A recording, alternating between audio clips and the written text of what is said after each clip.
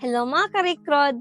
Mukhang marami pa rin hindi nakakaalam tungkol sa First-Time Job Seekers Assistance Act.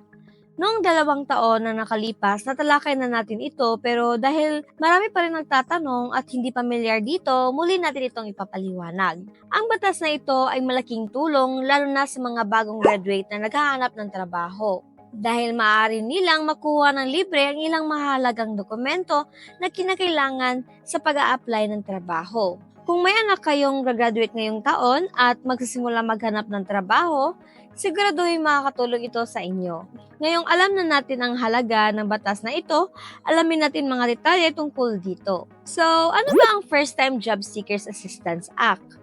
Ang Republic Act No. 11261 or First Time Job Seekers Assistance Act ay isang batas na naglalayong alisin ang bayarin sa ilang mahalagang dokumento na kinakailangan sa paghahanap ng trabaho. Layunin nitong mabawasan ang gastusin ng mga bagong graduate at unang beses pa lamang na mag-a-apply ng trabaho upang mas mabilis at mas madali silang makapasok sa mundo ng trabaho. Sa ilalim ng batas na ito, lahat ng ahensya ng gobyerno, kabilang na ang mga local government units or LGUs at government-owned and controlled corporations or GOCCS ay inatasan na magbigay ng ilang pre-employment documents nang walang bayad sa mga kwalipikadong aplikante. Sino ang maaaring mag-avail ng libreng dokumento? Upang magamit ang benepisyo ng batas na ito, kailangan matugunan ng isang aplikante ang mga sumusunod na kondisyon. Of course, dapat ay isang Filipino citizen. Dapat ay unang beses pa lamang maghahanap ng trabaho. Ay residente ng barangay na hindi nagbababa ng 6 na buwan bago mag-apply ng barangay certification. Mahalagang tandaan na ang benepisyong ito ay maaari lamang gamitin ng isang beses. Kapag ito ay nagamit na, hindi na ito maaaring ulitin sa susunod pang aplikasyon ng trabaho. Ano-ano ang dokumento ang sakop sa libreng bayad?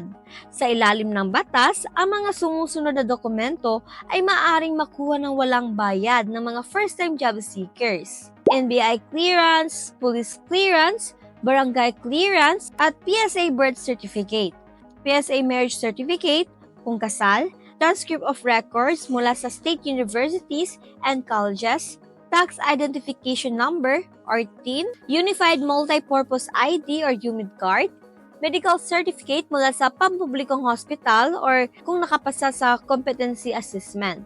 Iba pang mahalagang dokumento na hinihingi ng mga employer. Paano makakuha ng libreng dokumento?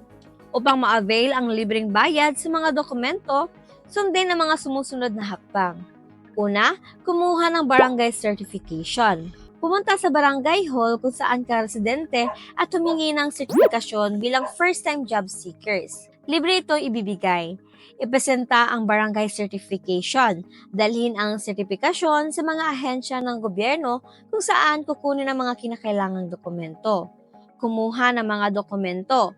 Iproseso ang iyong aplikasyon sa mga ahensyang kinaukulan at makuha ang mga dokumento ng walang bayad. Mahalaga ring alamin kung alin sa mga ahensya ang nangangailangan ng original na barangay certification upang hindi ka kumuha ulit.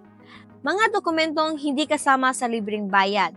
Bagaman maraming dokumento ang sakop ng batas, may ilang dokumento na hindi kasama sa libreng bayad tulad ng BFA authentication, Career Service Examination or CSC exam, driver's license, Philippine passport, professional licensure examination, medical consultations, laboratory tests, at iba pang medical na proseso sa ospital.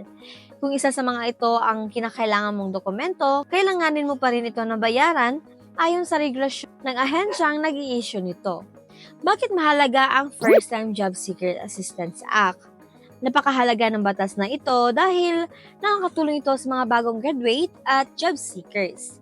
Hindi na kailangan ng gumastos ng malaki sa mga dokumento, kaya mas madaling makahanap ng trabaho. Pinapabilis nito ang proseso ng pag-apply.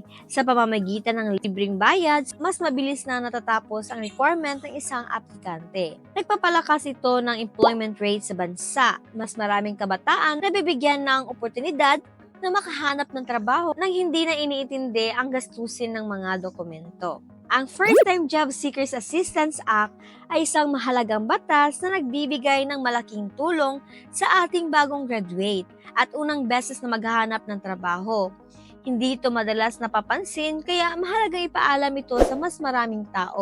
Kung ikaw ay isang first-time job seeker, siguraduhin gamitin ang benepisyong ito at para naman sa ating mga kababayan na may anak or may kamag-anak na bagong graduate, ipaalam ito sa kanila upang makatipid sa pagkuha ng mga kinakailangang dokumento. Maraming salamat! Good luck sa inyong job hunting!